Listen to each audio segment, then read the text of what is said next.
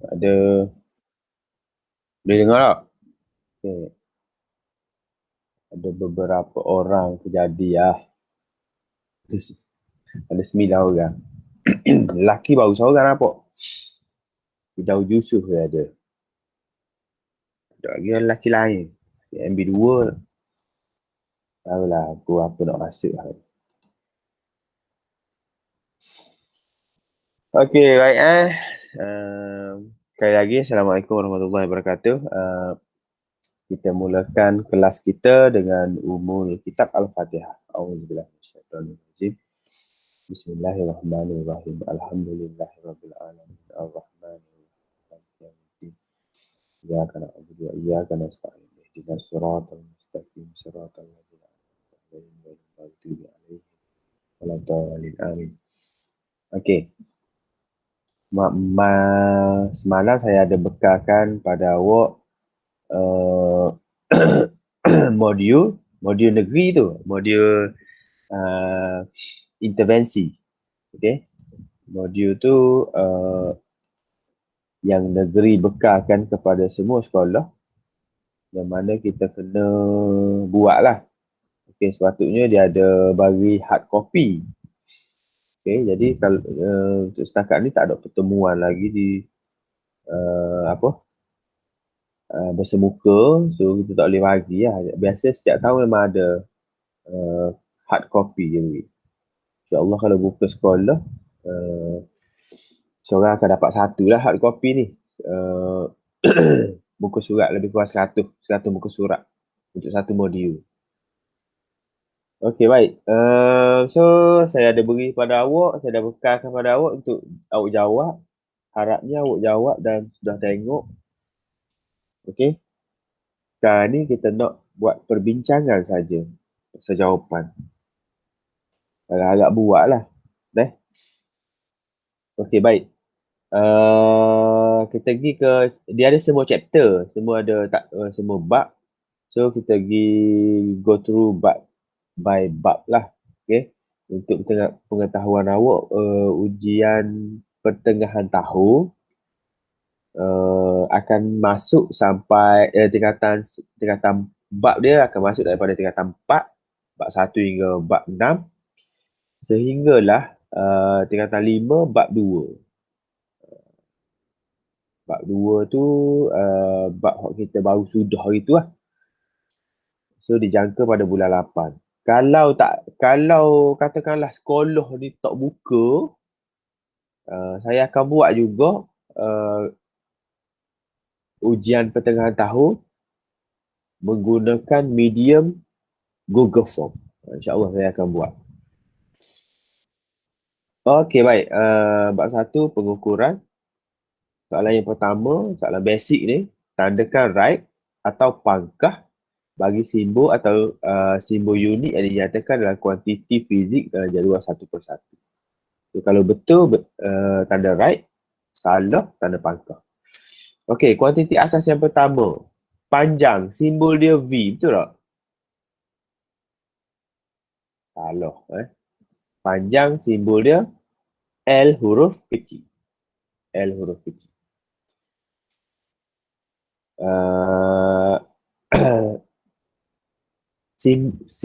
Simbol bagi panjang tu. Okey. Dan unit dia adalah meter. So, meter tadi betul. Okey, jisim pula simbol dia adalah M. So, betul.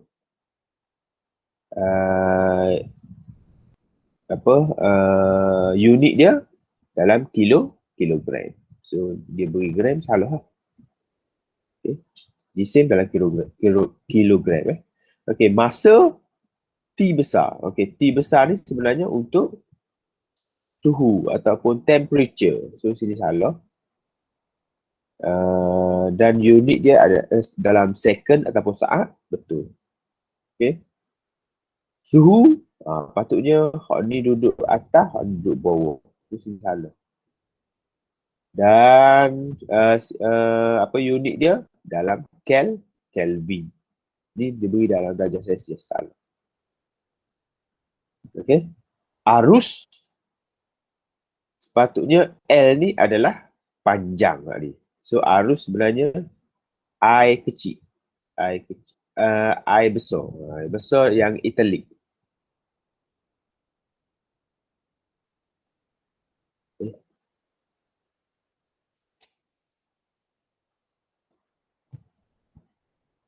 lama hang tak pula.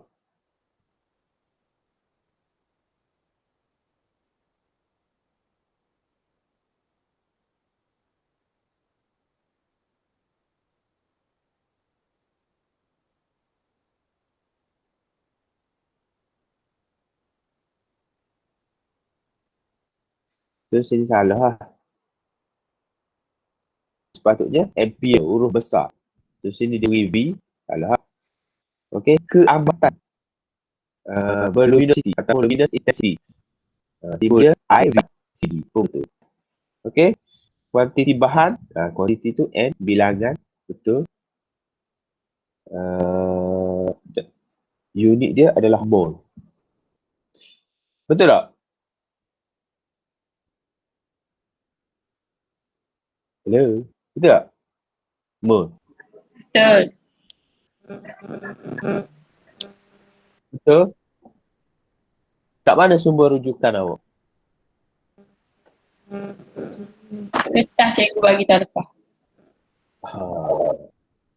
Kalau tak ada kertas pun dalam buku teks ada ni. Buku teks. Buku teks dah tampak lah. So, tapi awak tak ada buku teks dah tampak tau. Tak apalah. So, kertas saya beri tu sebenarnya ada lah. Dah. Okay. Nyatakan kuantiti terbitan berikut dalam sebutan kuantiti asas. Okay. Pecutan A sama dengan V tolak U bahagi dengan T. Ataupun perubahan hal laju bahagi dengan masa. Okey, hal laju tu adalah apa dia? Hal laju? Apa rumus bagi hal laju? Sama dengan S bahagi dengan T lah. Ataupun laju jarak bahagi dengan masa. So, sini adalah perubahan tu maksudnya dia masih lagi hal laju. So, jarak bahagi dengan masa bahagi dengan masa sekali lagi. Okey. Jadi jawapan dia adalah jarak per dengan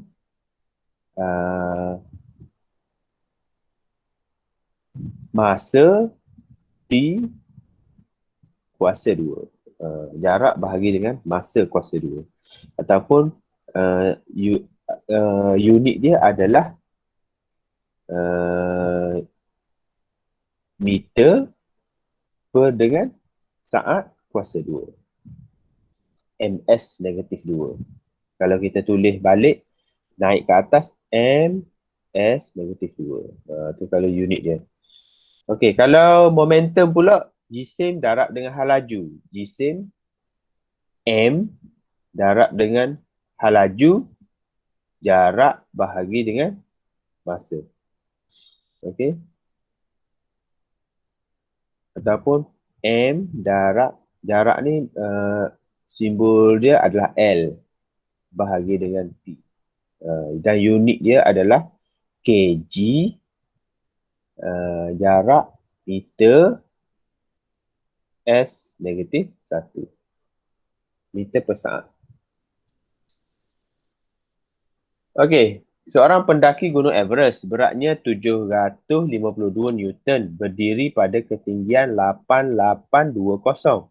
Tekanan atmosfera adalah 250 mm Hg. Hg itu adalah mercury. Suhu dia negatif 21. Angin bertiup pada kelajuan 5 km per jam dengan pecutan graviti 9.8 meter per saat kuasa 2. Okey. Senaraikan semua kuantiti yang digariskan dalam jadual 1.3. Okey, hak mana kuantiti asas? Kita paling nampak sekali mudah sini adalah suhu ni kuantiti asas. So suhu, kita senaraikan dulu. Okey. Kuantiti terbitan, dia terbit gunakan rumus berat. Kuantiti terbitan ni selain daripada kuantiti asas. Berat, tekanan, kelajuan, laju, pecutan. Itu kuantiti terbitan. Ada berapa? 1, 2, 3, 4, 5. Itu satu lagi. Kelajuan tinggi. Silap. Tinggi ni adalah kuantiti asas juga. Tinggi sebab dia jarak. Jarak tu adapun panjang adalah kuantiti asas. Okey, kuantiti skala. Skala ni dia tak ada arah, ada tu saja. Ada arah, ada magnitude saja, tak ada arah. Iaitu berat ada arah, berat arah dia ke bawah. Tak. Iaitu ketinggian, tinggi. Okey. Lepas tu suhu, tak ada arah. Tekanan,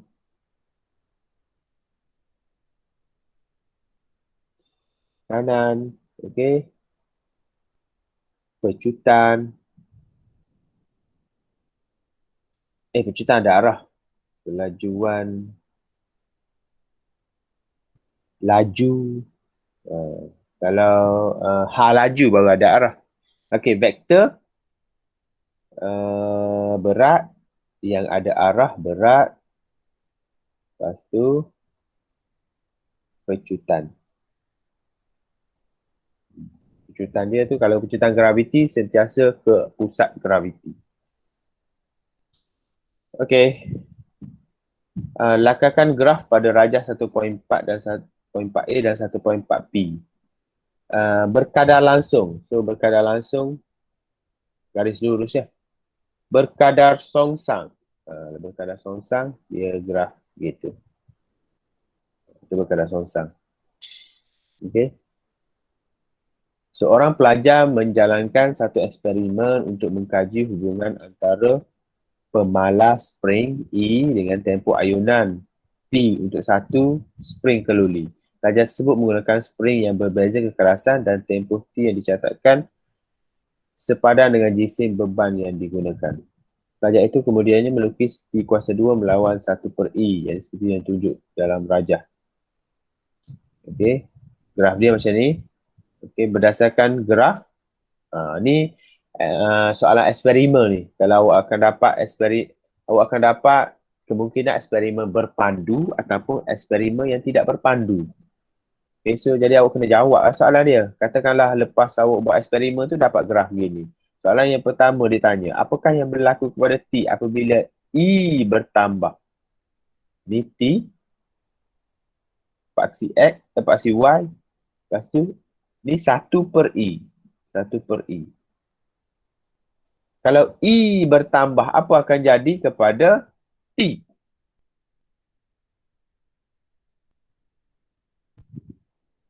Ni kalau kita tengok dia berkadar langsung tau. T berkadar langsung dengan 1/E. 1/E ya. Maksud di sini T berkadar songsang dengan E. Nah, ini dia berkadar langsung dengan 1/E. Kalau dengan E saja dia berkadar songsang. So sini maksudnya apakah yang berlaku kepada T apabila E bertambah? So dia akan jadi berkurang lah. Okey, tentukan tempoh ayunan T apabila E 0.9. Apabila 1/E 0.9. So kita tengok sini 0.6, 0.7, 0.8, 0.9. Sini tak cukup lah. Kita kena extrapolatekan dia. So gini, kita ambil berbaris. Di dalam Excel kena buat gini lah. So, panjangkan dia. Tak kira panjang mana pun. Okey, kalau kita tengok sini, dia naik. Tak kena situ. Balas sini. Right. So, jawapan dia adalah T kuasa 2, 4.0. So, T kuasa 2 sama dengan 4.0. Dia nak tentukan tempoh air nanti saja. Maksud T sama dengan punca bagi 4.0. So, jawapan dia adalah 2 saat. Boleh? Okey, hitungkan kecerunan graf. Tunjukkan pada graf. Okey, nak hitung kecerunan graf, kita kena buat sebuah segitiga. Kita nampak dah sini sebuah segitiga ni. Ni, sebuah segitiga. So, ada bersudut tegak. Okey. Jadi, nak cari kecerunan, mesti nilai pada paksi Y bahagi dengan nilai pada paksi X. Nilai pada paksi Y 4, paksi X 0.9. Okey. Maka kecerunan pula C sama dengan nilai pada paksi Y 4.0 per dengan nilai pada paksi X 0.9. Okey, berapa? Kalkulator. Mana kalkulator? Kalkulator saya pun tak ada. Ke mana aku?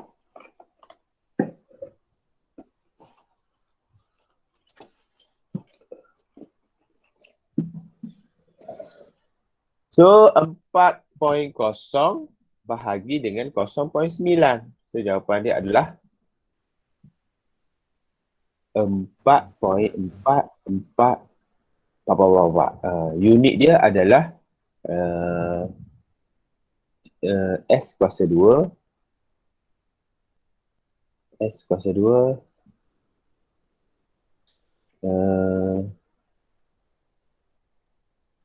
Kg negatif 1.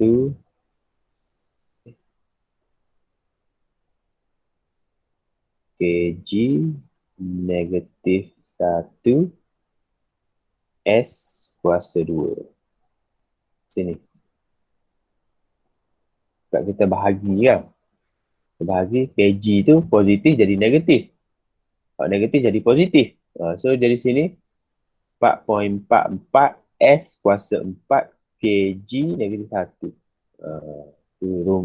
Apa dah? Dia punya unit dia. Okay. Next, seorang murid menjalankan satu eksperimen untuk mengkaji hubungan antara panjang udara terperangkap L dengan suhu T bagi udara pada jisim dan tekanan atmosfera tetap. Jisim dengan atmosfera tu, tekanan atmosfera tetap. Yang luar menunjukkan data yang didapati eksperimen yang dijalankan. Okay. So, dia guna suhu kosong, convert jadi Kelvin jadi 273, 27 jadi 300. Ni. So, dia dah convert dengan dia tambah dengan 273. Semua tambah 273 ni. So, dapat nilai pada Kelvin. So, panjang dia 2.7, 3, 3.7, 4, 4.5. Okey, isikan petak kosong untuk melengkapkan tujuan eksperimen. Apa tujuan dia? Untuk mengkaji hubungan antara, jadi kita ambil pada paksi X dulu, suhu dengan panjang udara. Suhu dengan panjang udara. Okey. Nyatakan pemboleh ubah manipulasi. Terang-terang kita nampak suhu. Boleh ubah bergerak balas adalah panjang. Panjang turus udara. Okey. Boleh ubah yang dimalarkan, ni disebut ni. Jisim dan tekanan atmosfera tetap. Okey. Maksudnya, sini adalah jisim. Atau tekanan atmosfera.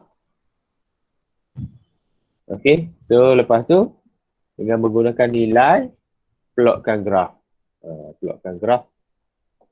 Kalau plotkan graf, kalau dalam Excel tu, ambil paling hujung sekali. Kita ambil sini, hujung sekali.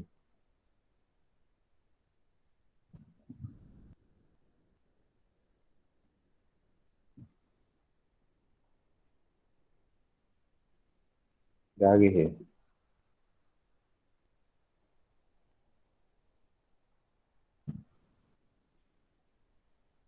Garis. Lepas tu, bawah ni pun.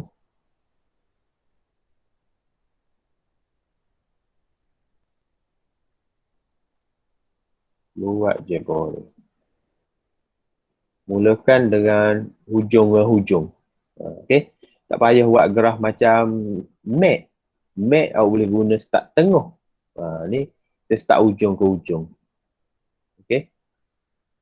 Lepas tu pilih skala yang sesuai. Okay, skala yang sesuai dia adalah bermula dengan sampai 500. 500. Kita boleh buat sini. 50, 100. 150, 200. 150, 300. Tak muat. Okay, kita kena start dengan 100 lah. 100, 200, 300, 400, 500. Pada paksi Y pula, 2.7 sampai 5. So kita boleh start dengan 0.5. So boleh tak 0.5?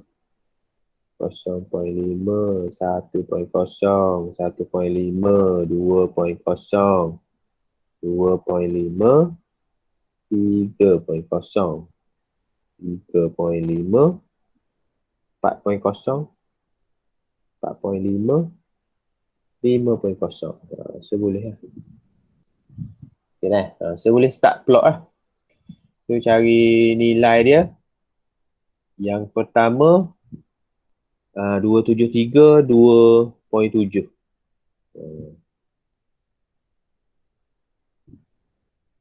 273 kat mana? Ni 2.5. 26, 27. 27.3 sini. Bersamaan dengan berapa dah kat ni? Tak ingat lah. 2.7. 2.7 sini 2.5, 2.6, 2.7 sini. So sini lebih kurang. Okay, lepas tu 303 sini. Lepas tu 350 3.7, 350 3.7, 3.6 3.7 sini. Okey, lepas tu 400 4.0, 400 4.0,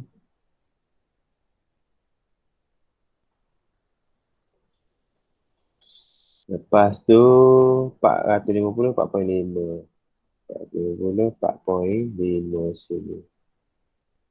Okey. So lepas tu kita kena cari graf penyesuaian terbaik. So cari. Tak semestinya kena semua titik. Kita kena pastikan dia seimbang saja.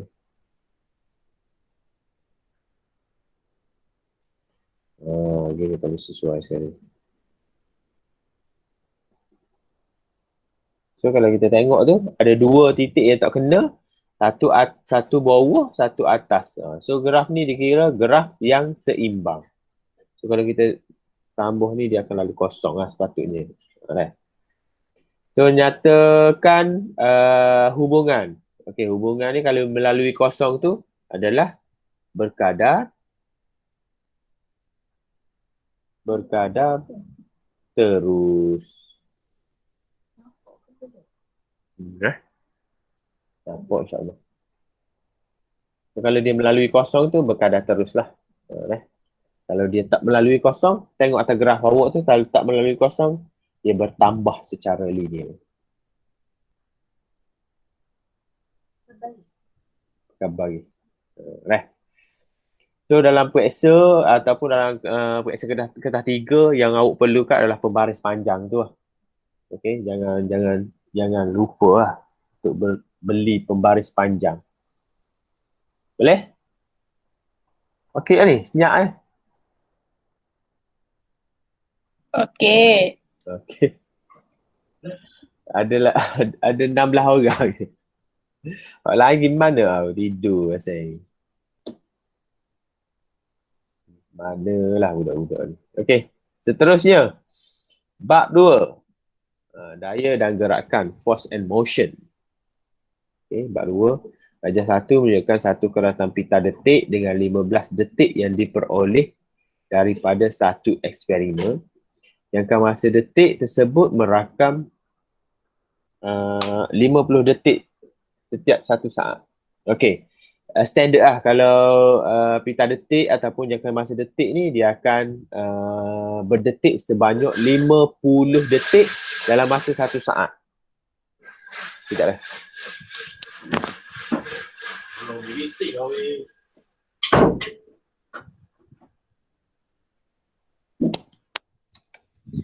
Okey, dia berdetik dalam masa dia berdetik 50 kali dalam masa satu saat. So bermakna satu detik jarak antara masa antara dua selang titik tu bersamaan dengan 0.02 saat. Ini satu detik.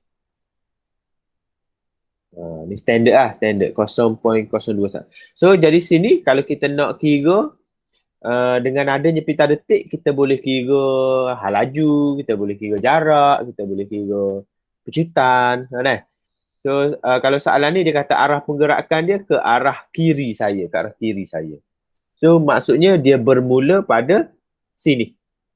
Ni permulaan kita panggil. Permulaan. Kalau arah dia mengikut ni, sini permulaan dia. Nah. So kita kena tahu permulaan dia.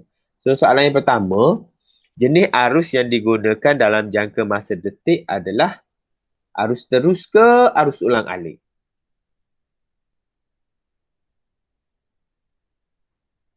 Sebab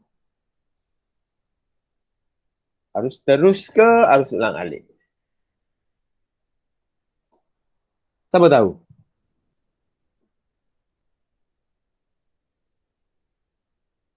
Hello. Okey. Kan tahun lepas kita dah buat kan? Dah tak buat eksperimen troli?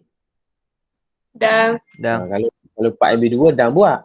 Dia guna bateri ke dia guna sambung wayar dekat plug? Supplier. Guna supplier kan?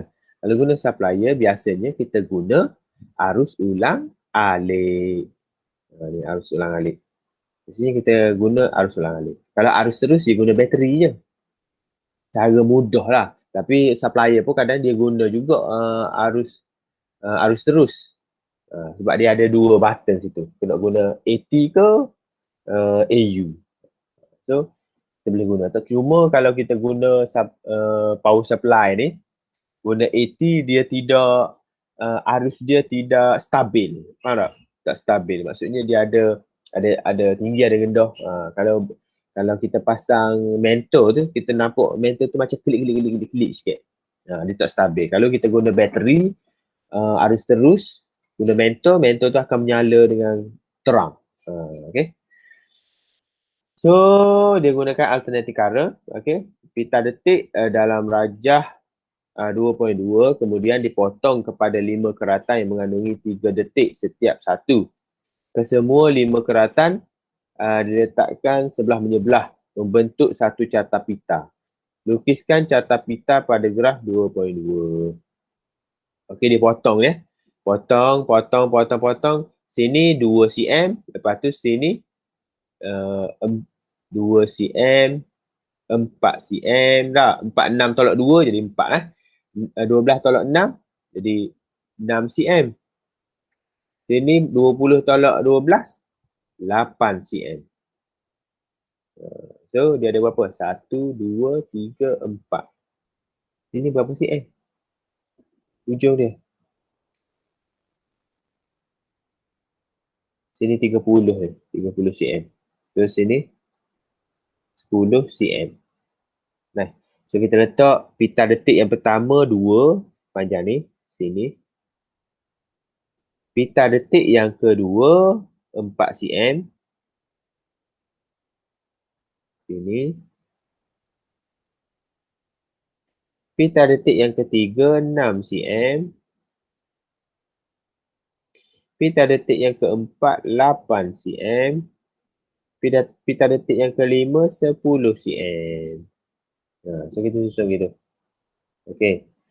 Berdasarkan rajah 2.2, nyatakan jenis gerakan troli. Kalau awak tengok apa jenis gerakan dia tu? Laju bertambah secara seragam ke, mengalami pecutan seragam ke, pecutan sifar ke. Apa jenis dia ni?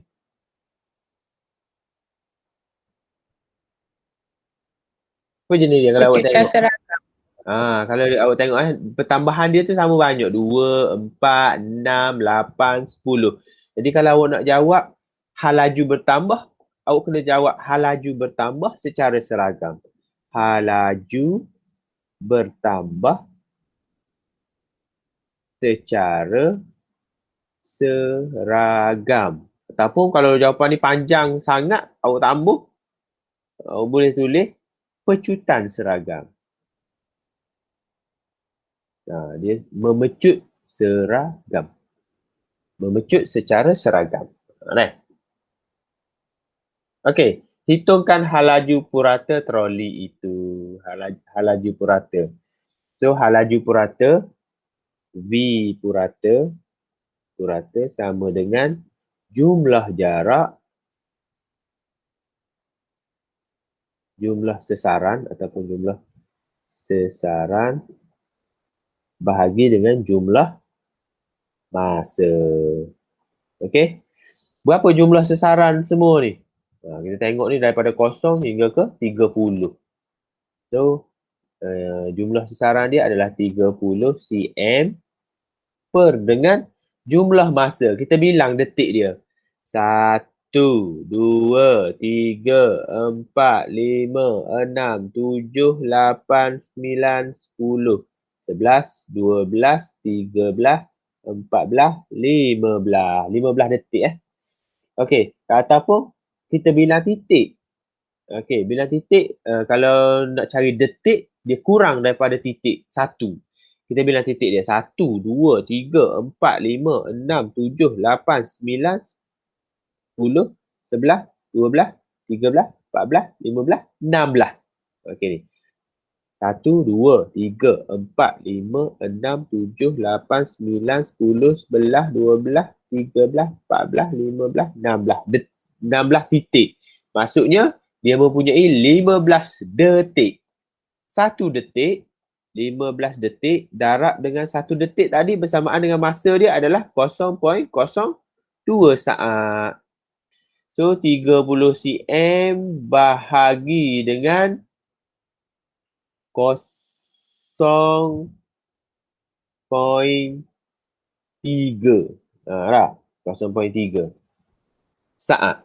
So, hal laju purata dia adalah 30 bahagi 0.3 sama dengan 100 cm per saat. Okey. Boleh?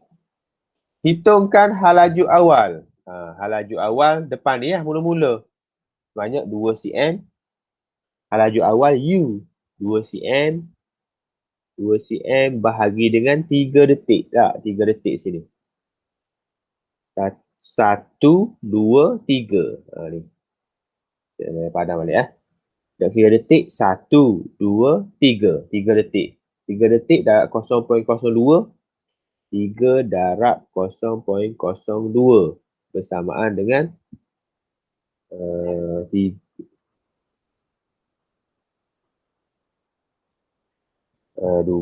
bahagi. So, hal laju awal dia adalah 33.33 cm per saat. Hal laju akhir pula adalah ni 10. Ni hal laju akhir dia. So, 10 bahagi dengan V sama dengan 10 cm bahagi dengan sama juga 3 detik juga. 3 darab 0.02. So, 10 bahagi 0.06. 166.67 cms negatif 1. Okay. So, hitungkan sela masa troli T itu memecut. Sela masa memecut, kalau kita kena guna tolok depan masa dia. Okey, sekarang ni masa kalau kita kena tolok depan ni. Kita kira dia sebagai halaju awal. So berapa detik sekarang ni? Dia bermula dengan nombor awal ni, kita kira dia adalah kira halaju baru nak bermula. So masa dikira daripada sini. 1, 2, 3, 4, 5, 6, 7, 8, 9, 10, 11, 12 detik. So masa yang digunakan adalah 12 detik. So 12 darab dengan 0.02. So masa dia adalah 0.24 saat.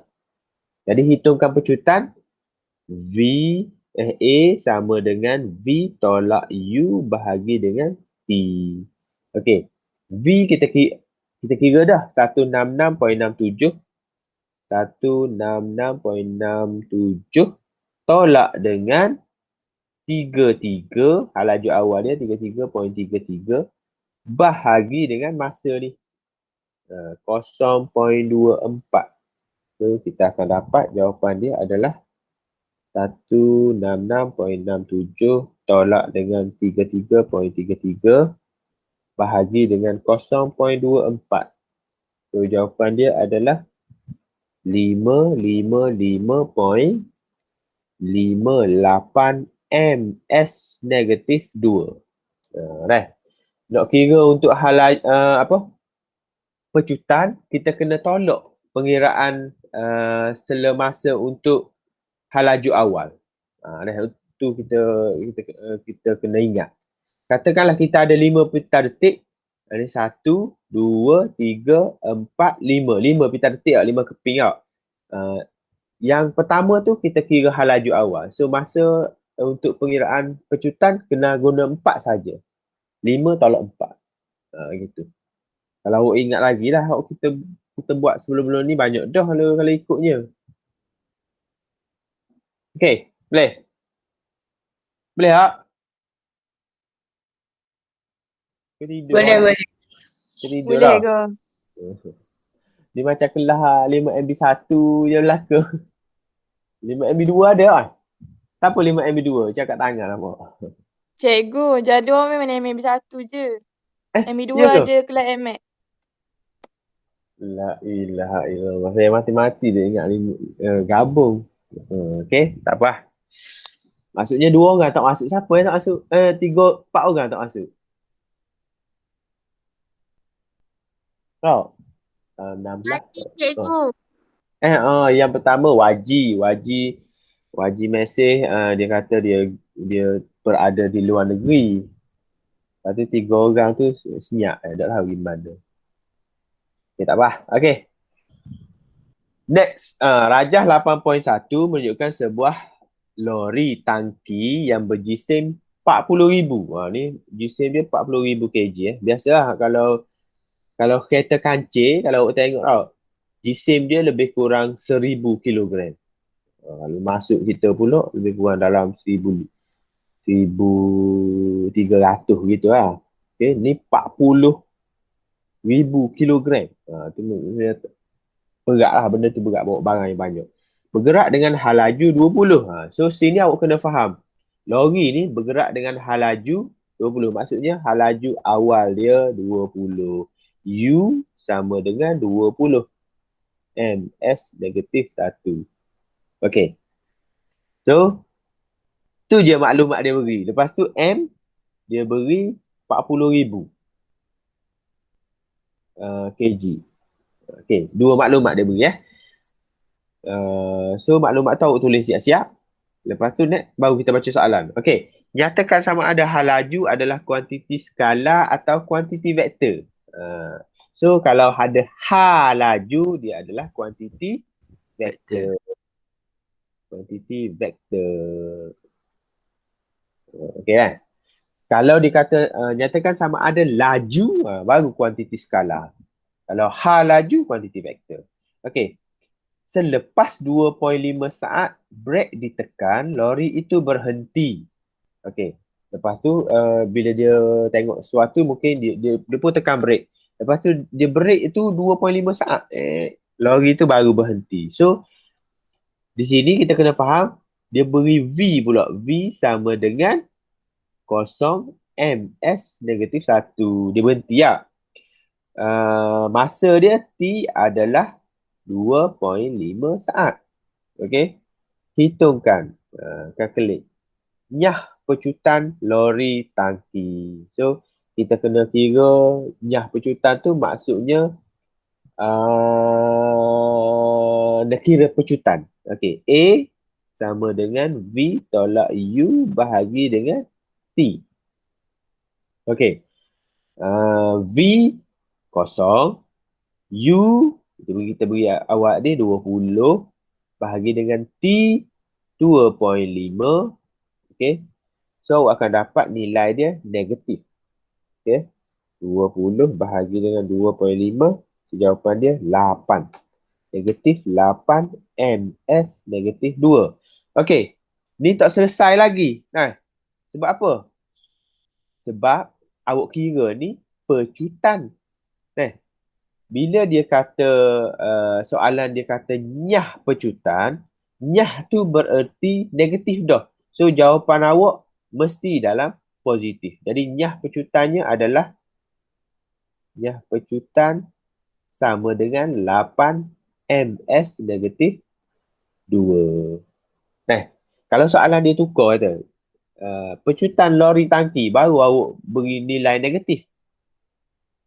Kalau soalan tu suruh cari nyah pecutan ataupun deceleration, awak kena beri dalam positif. Sebab nyah tu bermaksud negatif dah. Kebanyakannya pelajar ramai kehilangan markah sini sebab dia kira sampai sini dah. Dia macam tak ambil kisah sangat pasal perkataan nyah. Okey? Jarak lori itu bergerak ketika brake dikenakan sehingga lori tangki itu berhenti. Okey. Di sini kita kena guna 4 persamaan yang kita belajar tu. Yang pertama, V sama dengan U tambah AT. Yang kedua, V kuasa 2 sama dengan U kuasa 2 tambah 2AS. Tak. Yang ketiga, S sama dengan UT tambah 1/2 AT kuasa 2. Yang keempat, S sama dengan 1/2 U tambah V darab T. Okey, so soalan ni dia nak jarak. So jarak sini kalau kita cari, tak ada jarak. S lah sesaran tu. So dia nak cari S tu berapa. Terus hak mana paling mudah sekali kita nak cari? Nak guna rumus nombor berapa? 1, 2, 3, 4. Hak mana paling mudah sekali dan ada semua maklumat dia? 3 tu. 3 boleh, 4 pun boleh. Okey. Jadi S sama dengan paling mudah kali 4 ni lah. 1/2 U 20 tambah V sifar T dia 2.5. So 10 darab 2.5 maka 25 meter.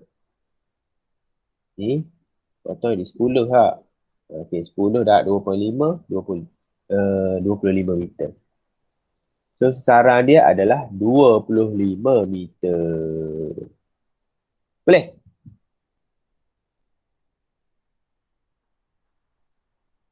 Lihat. Boleh. Macam duk tidur. Boleh jawab. Okey. Next, 2.3. Rajah 2.3 menunjukkan graf laju masa. Ni, tadi hal laju. Ni laju masa yang menerangkan gerakan daripada E ke H seorang penunggang basikal. Okey. Kalau kita tengok daripada E ke F ni, dia mengalami pertambahan laju tak. So, bila pertambahan laju, dia sedang memecut. Tak? Kecutan dia seragam. Lepas tu, kita tengok daripada F ke G ni, laju dia semakin menurun. Laju dia menurun disebabkan oleh dia mengalami pecutan. Lepas tu dia pun bawa steady daripada G ke H ni. Laju seragam. Laju seragam. Apakah yang dimaksudkan dengan laju? Laju ni adalah kalau laju sama dengan sesaran per dengan masa. Kalau laju, jarak per masa.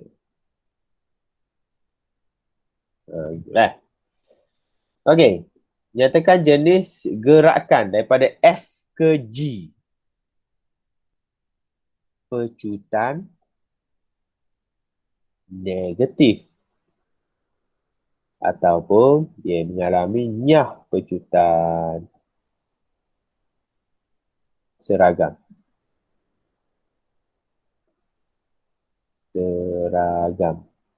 Kena ada perkataan seragam. G ke H. G ke H adalah laju seragam.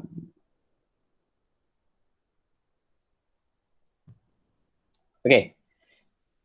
Seterusnya, hitungkan pecutan penunggang basikal itu bagi 60 saat yang pertama.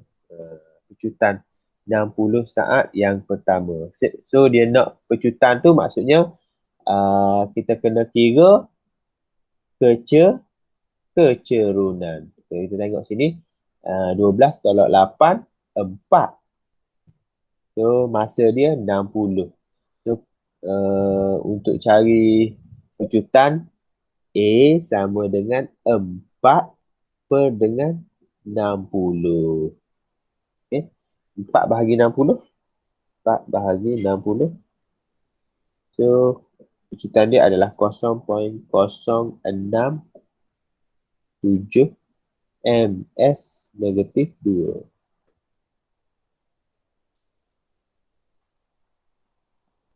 Okay. Hitungkan jarak yang diliputi oleh penunggang basikal pada bahagian GH. G ke H ni. So kalau jarak kita kena kira luas di bawah graf. Okey, sebuah segi 4 dah. Sini berapa ni? 240 tolak 180, 60. Tinggian dia 4. Okey, so hitungkan jarak, maka jarak sama dengan luas segi 4 darab 60. So 240 meter persegi. Persegi lah, meter saja. 240 meter. Jarak boleh? Kalau dia nak kalau laju, kalau kita nak kira pecutan, kena kira kecerunan. Kalau kita nak kira jarak, kita kena kira luas di bawah graf. Kalau dia katakanlah dia suruh cari jarak keseluruhan, so awak kena kira ni. Luas ni tambah luas segitiga, luas trapezium ni tambah luas segi 4. So jumlah jarak. Okay, next. Rajah 2.4 A menunjukkan seorang remaja dengan jisim 40 kg. Okay. Remaja jisim dia 40 kg, momentum dia 200. Okay. Dia naik ni momentum 200. Dia melompat papan gelongsor pegun dengan jisim 3 kg. Jisim ni 3 kg. 2.4 B menunjukkan papan gelongsor menggelongsor dengan laju V sebaik saja melompat ke atasnya. Okey. Kalau ikut ni, kita kena guna prinsip keabadian momentum lah. Bila berlaku pelanggaran antara budak ni dengan skateboard, lepas tu dia pun bergerak dengan bersama-sama. Okey, kalau ikut prinsip keabadian momentum, M1 U1 sama dengan tambah M2 U2 sama dengan M1 V1 tambah M2 V2. Okey. M1 tu adalah budak tu. M2 skateboard. Nah, kalau kita tengok budak tu M1 dia jisim dia 40 tak? Darab dengan halaju dia 200. Tapi skateboard tu pegun. Dia belum papan gelonsor yang pegun. So 3 darab dengan sifar sini. Dah. Tak ada momentum lagi skateboard tu. Tapi selepas pelanggaran dia bergerak bersama-sama. Jadi V1 sama dengan V2. Jadi kita kena letak satu je nilai dia. M1 40, nilai dia V tambah dengan M2 3, V2 dia adalah V juga.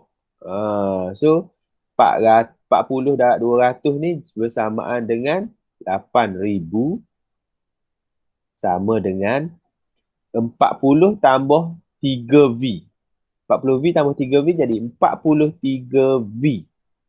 Maka halaju akhir dia adalah V sama dengan 8,000 bahagi 43 bersamaan dengan 8,000 bahagi 43. So bersamaan dengan 186.05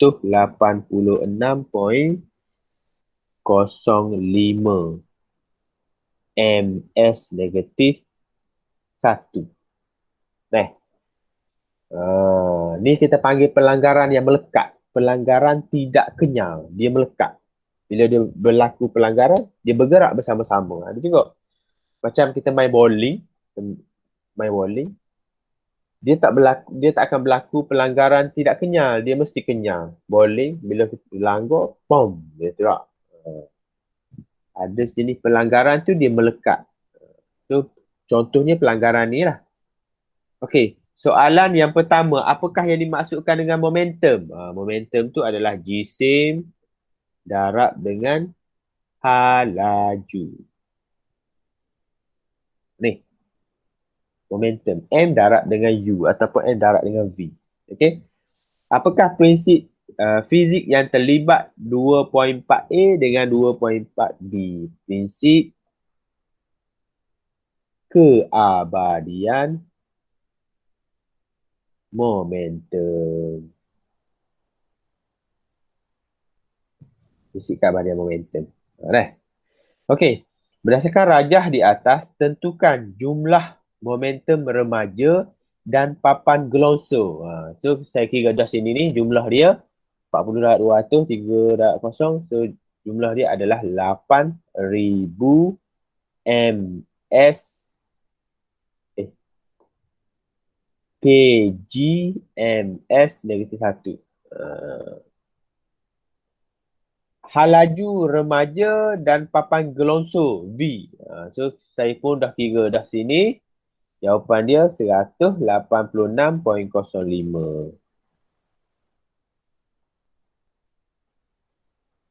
Ya, So, 186.05 MS negatif 1. So, halaju dia. Halaju selepas melekat. Okey. 2.5 pula. Pistol. Pistol, bila dia kita tembak, dia akan berlaku pelanggaran juga antara picu dengan peluru. Maka dia akan hasilkan momentum juga. Momentum ke belakang sama dengan momentum ke depan. Jadi, pistol ni akan tersentak. Jadi, momentum pistol ke belakang sama dengan momentum peluru ke depan. Dah. Gitu. Okey. Apakah maksud momentum? Sama tadi. Jisim darab dengan hal laju. Dalam sebutan momentum, terangkan mengapa peluru itu bergerak ke depan dengan hal laju tinggi. Okey. Momentum sentakan. Yang pertama, momentum sentakan pistol sama dengan momentum peluru. Okey. Jadi peluru jisim dia kecil. Peluru berjisim kecil menghasilkan hal laju yang tinggi. Sebab jisim dia kecil. Kalau pistol tu pula sebab jisim dia besar. Sebab tu hal laju dia rendah. Sentakan ke belakang dia rendah. Kalau peluru sebab dia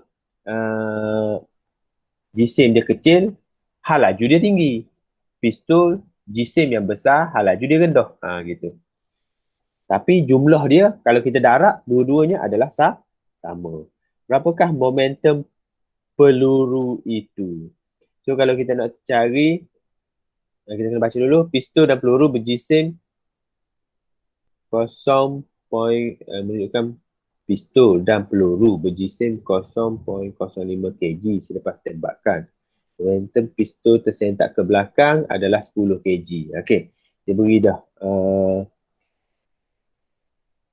Berapakah momentum peluru? Sama lah. 10 kg ms negatif 1. Hitungkan hal laju peluru itu. Hitungkan hal laju peluru.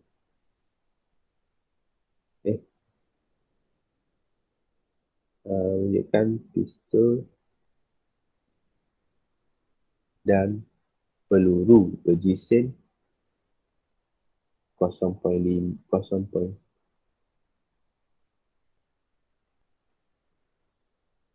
Maksudnya pistol dan jisim, pistol dan peluru tu 0.05 jumlah dia.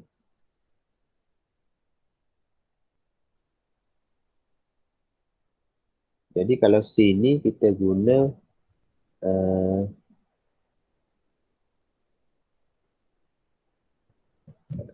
momentum M1 V1 tambah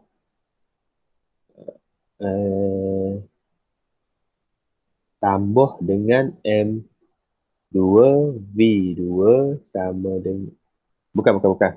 Gini silap. M1 V1 sama dengan M2 V2. Okey. Ni pistol. Ini peluru. Okey. Jadi kalau kita pindah M1 V1 tolak M2 V2 sama dengan sifar. Okey. Kalau kita faktorkan dia,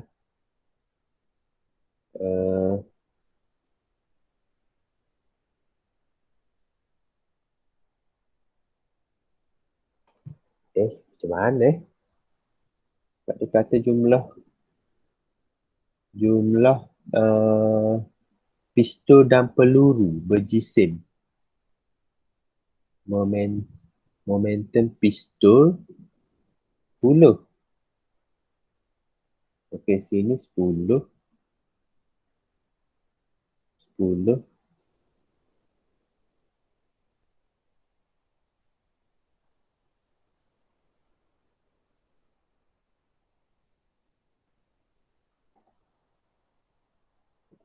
Lepas tu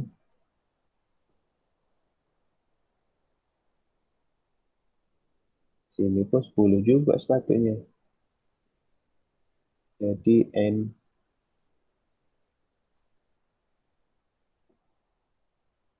gini.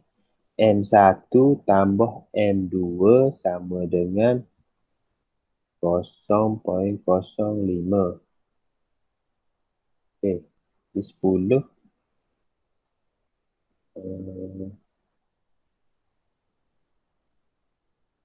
Dia kena buat dua persamaan ni. Saya tak ingat macam mana. M2. Jadi M2 V2 sama dengan 10. Jadi sini M2 V2 sama dengan 10 per M2.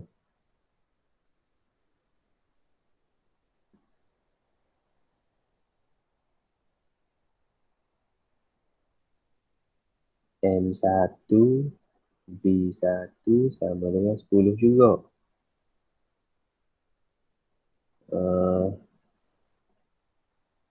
M1 sama dengan 10 per V1.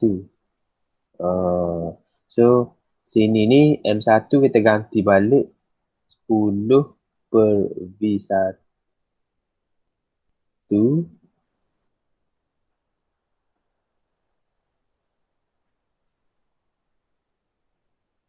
tambah macam mana sudah. Sebab dia ayat dia pistol dan peluru berjisim 0.05. Awak ada idea tak nak jawab ni? Dia kena buat persamaan ni. Tak mari saya.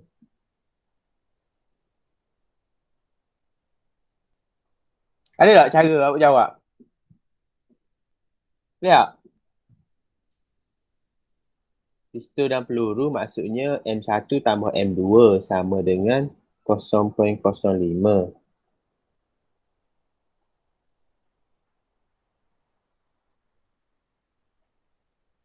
Lepas tu dia kata momentum 10. Ke salah soalan ni? Sekejap. Saya tengok skema sekejap.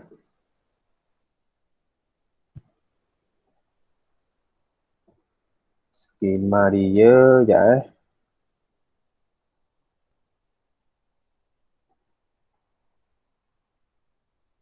MIP.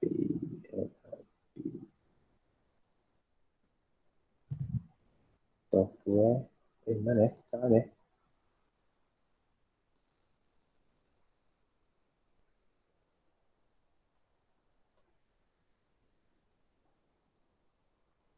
Tadi soalan nombor 2.5.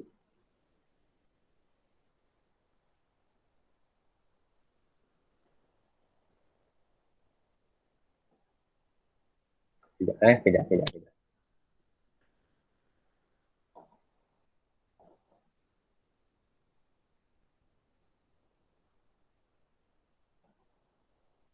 Baik. Gini selesai dia. P sama dengan MV 10. Oh, maksudnya ayat dia ni tak faham. Okey. Menunjukkan pistol dan peluru. Oh, peluru ni jisim 0.05 lah. Sorry. Jadi pening ni. Peluru tu jisim 0.5. So, kita masuk dalam rumus P sama dengan MV ya.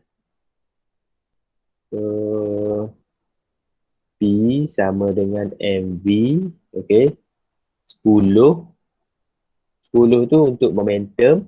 M jisim dia 0.05 darab dengan laju yang kita nak kira. So, V sama dengan 10 per dengan 0.05. Okay. 10 bahagi 0.05 samaan dengan 200 ms negatif 1. Laju peluru tu 200 ms negatif 1. Okay, baik. Satu soalan lagi ya. Okay, Rajah 2.6. Ni jatuh bebas ni. Okay. Rajah 2.6 menunjukkan sekeping duit shilling dan sehelai bulu burung dijatuhkan serentak dari ketinggian yang sama dalam satu silinder plastik yang tinggi. Okay, Ni dalam vacuum. Okay, maksudnya dia ambil duit shilling dengan bulu. Dia jatuhkan bersama-sama. Okay, kalau dalam udara kita tengok duit shilling ni lebih laju daripada, maksudnya dia sampai ke bawah ni awal daripada dalam vacuum. Kalau dalam vacuum dia jatuh bersama-sama. So maksudnya dalam vacuum ni dia sedang mengalami jatuh bebas. Dalam vacuum dia tidak jatuh bebas dalam udara. Okey, apakah yang dimaksudkan dengan jatuh bebas? Jatuh bebas ni adalah dia jatuh dengan pecutan graviti sahaja. So tak ada benda lain yang mengganggu dia. Kalau dalam udara ada benda lain yang mengganggu bulu burung tu, seperti molekul-molekul udara tak? Dia menghalang supaya bulu burung tu jatuh lambat. Kalau dalam vacuum tak ada molekul lain, dia akan jatuh bersama-sama. Jisim tidak mainkan peranan dalam jatuh bebas. Okey? Walaupun jisim berbeza, dia akan jatuh bersama-sama. Berdasarkan rajah 2.6, 2.6A dan 2.6B, bandingkan. Okey. Kalau bandingkan ni, kita kena buat siapa yang besar, siapa yang kecil ataupun sama. Okey, masa kejatuhan antara duit shilling dengan bulu burung. Dalam udara dulu. Kat mana lebih masa dia? Bulu burung ke duit shilling? Bulu burung. Bulu burung. Okey, kalau dia tanya masa, bulu burung lebih besar daripada duit shilling. Kalau dia tanya laju ataupun laju duit shilling lebih lah. Duit shilling lebih daripada bulu burung. Awak kena faham molek ni. Okey. Kalau masa singkat, hal laju tinggi. Kalau masa tu panjang, hal laju rendah. Aku pening lagi. Kalau dalam vacuum, masa dia adalah sama. Bulu burung sama dengan duit shilling. Ni cara nak menjawab ni. Kalau dia tanya soalan bandingkan. Kalau sama, tulis sama dengan. Kalau lebih besar, tulis lebih besar. Okey, ni adalah simbol matematik. Simbol matematik lebih besar. Kalau kata bulu burung, awak beri simbol anak panah gitu. Boleh tak? Bulu burung tinggi, lepas tu duit shilling, awak tulis buat anak panah gitu. Boleh tak? Boleh terima tak dalam periksa? Okay. Hak ni salah ni. Ni saya pakuh awal-awal ni. Sebab apa? Sebab anak panah ni adalah bukan simbol matematik. Kalau hak ni simbol matematik. Ni simbol matematik. Sama dengan pun simbol matematik. Sebab tu diterima dalam fizik Fizik dengan matematik ni ada kaitan rapat Okey, luas permukaan antara duit shilling dengan bulu burung. Kalau kita tengok luas permukaan, bulu burung lah lebih. Sebab tu dia lambat jatuh. Okey, dia luas permukaan, maka rintangan dia lebih. Jadi, sini bulu burung. Silap. Bulu burung lebih daripada duit shilling. Gitu. Rintangan udara yang bertindak pada duit shilling dan bulu burung. Rintangan udara mestilah bulu burung lebih. Bulu burung lebih daripada duit shilling. Sebab tu dia jatuh lambat. Sebab rintangan dia banyak. Okey, berdasarkan jawapan di B1, B2 dan B3, lengkapkan ayat berikut. Masa kejatuhan objek dalam udara bertambah. apabila luas permukaan bertambah. Manakala masa kejatuhan suatu objek bebas yang jatuh bebas apa jawapan sini? Manakala masa kejatuhan objek yang jatuh bebas tidak berubah apabila luas permukaan bertambah. Dalam udara, kalau luas permukaan bertambah, maka jatuh dia pun semakin lambat. Okay? Kalau dalam vacuum, tak ada molekul udara, luas besar mana pun dia akan jatuh bersama-sama. Boleh faham? Boleh? Boleh. Okay, walaupun medium ni awak kurang fokus, saya harap ada suatu benda yang awak dapat hari ni. Walaupun tak banyak, akan dapat sesuatu. Harap-harapnya lah, saya harap gitulah. Okay tak? Okey. Okey, Okay, cikgu. Okay. So, modul ni adalah modul yang lengkap untuk 2 tahun sepatutnya awak guna. Okay. Banyak masa free kat lagi awak buat lah. Kalau tak ada printer pun, tak boleh nak print pun, awak tulis secara online gini. Baca dekat telefon, tulis jawapan dia. Supaya mudah lagi. Kalau buku sekolah lagi, mudah kita nak bincang. Kalau awak tak tengok, tak soalan ni mari daripada mana ni, tak pernah tengok pun. Syukur-syukurnya awak tengok, baca dan jawab sikit-sikit. Masa kita bincang kat gini, bila awak baca, oh saya pernah jawab dah soalan ni. Okay. Baru sedap nak bincang. Kalau awak tak tengok langsung, tak buka, saya beri file tu, awak tak download pun katakanlah. Mungkin bukan, saya rasa semua akan download. Okay, katakanlah awak tak download pun. Lepas tu saya buka sekolah lagi nak bincang. Tak pernah tengok soalan ni. So jadi bermasalah lah pada awak lagi. So, saya harap awak pandai-pandai lah guna waktu yang ada ni. Okay. Tinggal 17. Tinggal tu lah. Tinggal 15 orang dah. Tak ada 16 orang. Gerah dia lari tu lebih awal. Okay. Okay. Sekejap lagi subjek mana pula? Admat. Admat Aliran lah. Aliran, salah. Okay, aliran Okay. So, saya berhenti sini dulu. Saya harap awak dapat sesuatu hari ni walaupun tak banyak. Katakanlah benda cikgu duk buat best orang. Tapi ada juga benda yang awak dapat. Dapat ke tak? Dapat cikgu. Bagus. Alhamdulillah. Okay. So, kita berhenti sini dulu. Kita tangguh dengan tasbih kafarah dan surah Al-As. Subhanakallah.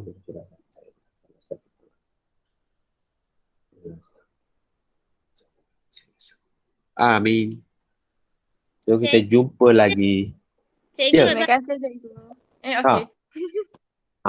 tahu luas permukaan bumi lagi besar daripada duk siling. Kalau awak tengok, kalau kita tengok saiz dia lah. Kalau awak tengok bulu burung tu kan dia lebar kan. Duk siling dia bulat gitu je. Luas permukaan dia kecil lah. Faham? Jadi rintangan angin pun lebih lama jatuh. Kalau siling ni terus dia jatuh. Jatuh. So, rintangan dia tu berbeza disebabkan luas permukaan. Dia melayang-layang gitu. Sebab tu kalau kita nak buat objek yang mudah terbang, kita kena luaskan permukaan dia.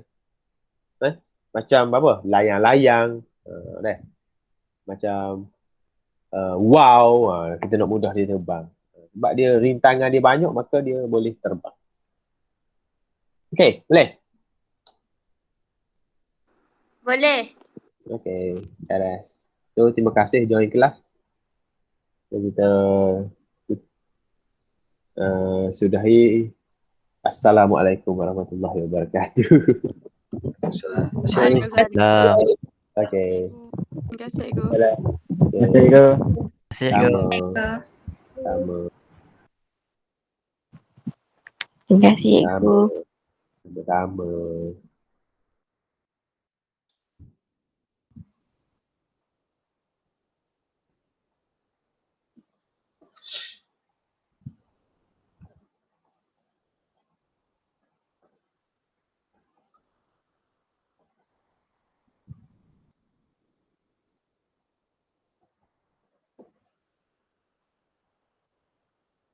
Stop recording.